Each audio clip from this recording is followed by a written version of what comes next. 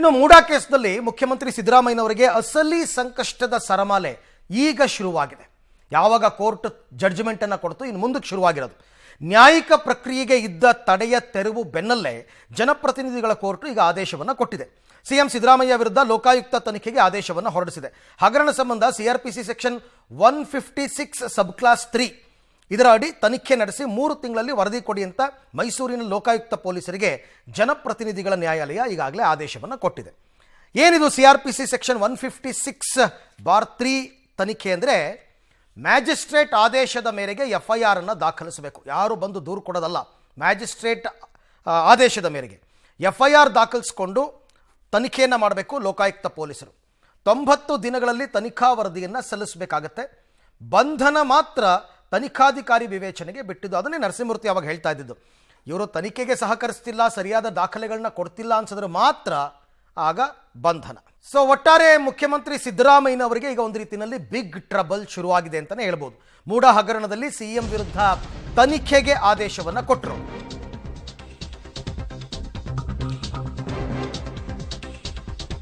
ಮುಖ್ಯಮಂತ್ರಿ ಸಿದ್ದರಾಮಯ್ಯನವರಿಗೆ ಈಗ big trouble.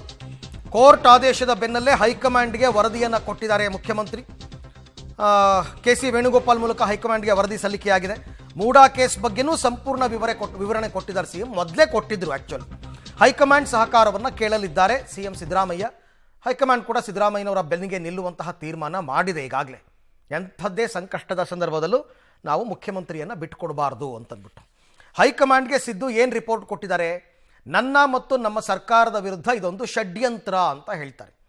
ಯಾರು ಷಡ್ಯಂತ್ರ? ಇವ್ರು ಹೇಳೋ ಪ್ರಕಾರ BJPಯವರು ರಾಜ್ಯಪಾಲರನ್ನ ಬಳಸ್ಕೊಂಡು ಷಡ್ಯಂತ್ರ ಮಾಡಿದ್ದಾರೆ. ಕೇಂದ್ರ ಸರ್ಕಾರ BJP JDS ಮಾಡಿರ್ತಕ್ಕಂಥ ಇದು ಕುತಂತ್ರ ಅಂತ ಅವ್ರು ಹೇಳ್ತಾ ಇರೋದು. ಹೈಕಮಾಂಡ್ಗೆ ಮನವರಿಕೆ ಮಾಡಿಕೊಡ್ತಿರೋದು. ನಮ್ಮ ಸರ್ಕಾರವನ್ನು ಅಸ್ಥಿರಗೊಳಿಸೋದಕ್ಕೆ ರಾಜ್ಯಪಾಲರನ್ನ ಬಳಕೆ ಮಾಡಿಕೊಂಡಿದ್ದಾರೆ. ಮೂಡಾ ಹಗರಣ ಕೇಸ್ನಲ್ಲಿ ನನ್ನದೇನೂ ತಪ್ಪಿಲ್ಲ, ನ್ಯಾಯ ಸಿಗುವಂತಹ ವಿಶ್ವಾಸ ಇದೆ, ನನಗೇನೂ ಭಯ ಇಲ್ಲ, ತನಿಖೆ ಆಗಲಿ, ನಾನು ತನಿಖೆಯನ್ನು ಎದುರಿಸ್ತೀನಿ, ರಾಜೀನಾಮೆ ಕೊಡದೆ ನಾನು ತನಿಖೆಯನ್ನು ಎದುರಿಸ್ತೀನಿ, ನಿಮ್ಮ ಸಹಕಾರ ಬೇಕು ಅಂತ ಹೈಕಮಾಂಡನ್ನು ಕೇಳ್ಕೊಂಡಿದ್ದಾರೆ ಮುಖ್ಯಮಂತ್ರಿಗಳು. ಆಯಿತು, ಇದು ರಾಜ್ಯಪಾಲರನ್ನ ಬಳಸ್ಕೊಂಡು ಷಡ್ಯಂತ್ರನೋ ಕುತಂತ್ರನೋ, ಬಟ್ ಕೋರ್ಟ್ ಯಾಕೆ ಕೊಡ್ತು ತನಿಖೆಗೆ, ಅದ್ರ ಬಗ್ಗೆ ಯಾರೂ ಮಾತಾಡ್ತಾ ಇಲ್ಲ. ಅದನ್ನು ಯೋಚನೆ ಮಾಡಬೇಕಲ್ಲ. ಇದರಲ್ಲಿ ಯಾವುದೇ ಹುರುಳಿಲ್ಲ ಅಂದಿದ್ರೆ ಇವರ ರಿಟ್ ಪಿಟಿಷನನ್ನು ಎತ್ತಿ ಹಿಡಿತಾ ಇತ್ತು ಕೋರ್ಟು ಅಲ್ವಾ.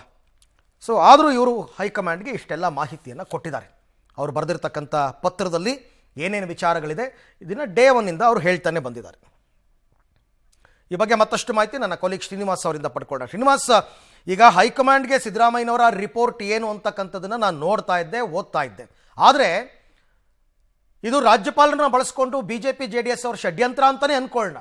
ಹಾಗಿದ್ರೂ ಕೂಡ ಕೋರ್ಟ್ ಯಾಕೆ ಇದನ್ನ ರಾಜ್ಯಪಾಲರ ಆದೇಶವನ್ನು ಎತ್ತಿಡಿತು ಅಂತಕ್ಕಂಥ ಪ್ರಶ್ನೆ. ಇಟ್ಸ್ ಓಕೆ, ಈಗ ಹೈಕಮಾಂಡ್ನ ನಿರ್ಧಾರ ಏನು ಅಂತ. ಅರವಿಂದ್, ನಿನ್ನೆ CM ಅವರು ಕೇರಳದ ಪ್ರೋಗ್ರಾಮ್ಗೆ ಹೋಗಿದ್ರು. ಅಲ್ಲಿ ವೇಣುಗೋಪಾಲ್ ಅವರಿದ್ರು. ಅವ್ರಿಗೆ ಈ ರಾಜ್ಯದಲ್ಲಿ ಆಗ್ತಿರುವಂತಹ ಘಟನೆಗಳು ಮತ್ತೆ 2 ಕೋರ್ಟ್ಗಳು ಕೊಟ್ಟಿರುವಂತಹ ಆದೇಶದ ಬಗ್ಗೆ ಅವರಿಗೆ ಸ್ಪಷ್ಟವಾಗಿ ಮಾಹಿತಿಯನ್ನ ಕೊಟ್ಟಿದ್ದಾರೆ. ವೇಣುಗೋಪಾಲ್ ಅವರು ಹೈಕೋರ್ಟ್ ಆದೇಶ ಹೊರಡಿಸ್ ಕೂಡಲೇ ಅವರು ಟ್ವೀಟ್ ಮಾಡಿದ್ರು, ನಾವು ಸಿದ್ದರಾಮಯ್ಯನವರ ಜೊತೆ ಸಂಪೂರ್ಣವಾಗಿ ಬೆಂಬಲ ಕೊಡ್ತೀವಿ ಅಂತ. ನಿನ್ನೆ ಮಾಹಿತಿಗಳನ್ನ ಕೊಟ್ಟಿರೋದ್ರಿಂದ ಹೈಕಮಾಂಡ್ ನಾಯಕರು ಕೂಡ ಸಿದ್ದರಾಮಯ್ಯವರಿಗೆ ಅಭಯ ನೀಡಿದ್ದಾರೆ ಅನ್ನುವಂಥ ಮಾಹಿತಿಗಳು ಲಭ್ಯವಾಗ್ತಿದ್ದಾವೆ. ಸಿದ್ದರಾಮಯ್ಯವರು ಪ್ರಮುಖವಾಗಿ ಮೂಡಾದ ಕೇಸ್ತು ಯಾವಾಗ ದಾಖಲಾಯಿತೋ ಅವತ್ತಿಂದನೂ ಕೂಡ ಇದು ನಮ್ಮ ಸರ್ಕಾರ ನನ್ನ ವಿರುದ್ಧ ಮಾಡ್ತಿರುವಂತಹ ಷಡ್ಯಂತ್ರ, ಕೇಂದ್ರ ಸರ್ಕಾರ ರಾಜಭವನವನ್ನ ದುರ್ಬಳಕೆ ಮಾಡಿಕೊಂಡು ಈ ರೀತಿಯಾಗಿ ಕೆಲಸವನ್ನ ಮಾಡ್ತಿದೆ ಅಂತ ಆರೋಪಗಳನ್ನ ಮಾಡ್ಕೊಂಡು ಬರ್ತಿದ್ರು. ಆದ್ರೆ ಈಗ ಕೋರ್ಟ್ ನಲ್ಲಿ ಏನು ತನಿಖೆಗೆ ಆದೇಶ ಆಗಿರೋದ್ರಿಂದ ಸೊ ಇದನ್ನು ಕೂಡ ಒಂದು ರೀತಿಯಾಗಿ ಚಾಲೆಂಜ್ ಮಾಡ್ತೀವಿ ಅನ್ನುವಂತ ಮಾತುಗಳನ್ನ ಹೈಕಮಾಂಡ್ ನಾಯಕರಿಗೆ ಸಿದ್ದರಾಮಯ್ಯ ಹೇಳಿದ್ದಾರೆ. ಮೇಲ್ಮನವಿ ಹೋಗ್ತೀವಿ, ಅಲ್ಲಿ ನಮಗೆ ನ್ಯಾಯ ಸಿಗುವಂತ ಭರವಸೆ ಇದೆ, ಅಲ್ಲಿವರೆಗೂ ನೀವು ನಮಗೆ ಸಹಕಾರ ಕೊಡಬೇಕು ಅನ್ನುವಂತ ಮನವಿಯನ್ನ ಮಾಡಿದ್ದಾರೆ. ಮತ್ತೆ ನಿನಗಾಗ್ಲೇ ಹೇಳಿದಾಗೆ JDS BJP ಮತ್ತೆ ಕೇಂದ್ರ ಸರ್ಕಾರ ರಾಜ್ಯದಲ್ಲಿ ನಮ್ಮ ಸರ್ಕಾರವನ್ನ ಬೀಳಿಸಲಿಕ್ಕೆ ಈ ಎಲ್ಲಾ ಷಡ್ಯಂತ್ರಗಳನ್ನ ಮಾಡ್ತಿರೋದ್ರಿಂದ ನಿಮ್ಮ ಸಹಕಾರ ನನಗೆ ಬೇಕು ಅನ್ನುವಂತ ಮನವಿಯನ್ನ ಮಾಡಿದ್ದಾರೆ. ಹೈಕಮಾಂಡ್ ನಾಯಕರು ಕೂಡ ಪ್ರಾರಂಭಿಕ ಹಂತದಲ್ಲಿ, ಈಗ ಯಾಕಂದ್ರೆ ಇನ್ನು ಲೋಕಾಯುಕ್ತ ತನಿಖೆಗೆ ಆದೇಶ ಆಗಿದೆ ಅಷ್ಟೇ, FIR ದಾಖಲಾದ ಮೇಲೆ ಯಾವ ಪ್ರಕ್ರಿಯೆಗಳಾಗ್ತವೆ ಅಂತ ನೋಡಬೇಕು. ಅಂದ್ರೆ ತತ್ಕ್ಷಣಕ್ಕೆ ಮಾತ್ರ ಆ ಕಾಂಗ್ರೆಸ್ ಹೈಕಮಾಂಡ್ ಸಿದ್ದರಾಮಯ್ಯ ಪರ ನಿಂತಂತೆ ಕಾಣ್ತಿದೆ. ಮುಂದಿನ ವಿದ್ಯಮಾನಗಳನ್ನು ನೋಡಿಕೊಂಡು ಬಹುಶಃ ಏನು ಕಾಂಗ್ರೆಸ್ ಹೈಕಮಾಂಡ್ ಸಿದ್ದರಾಮಯ್ಯನವರ ವಿಚಾರದಲ್ಲಿ ಕೆಲವೊಂದು ನಿಲುವುಗಳು ತೆಗೆದುಕೊಳ್ಳುವಂತಹ ಸಾಧ್ಯತೆ ಇದೆ. Arvind, okay, thank you Srinivas, ತಮ್ಮೆಲ್ಲ ಮಾಹಿತಿಗೆ ಧನ್ಯವಾದ.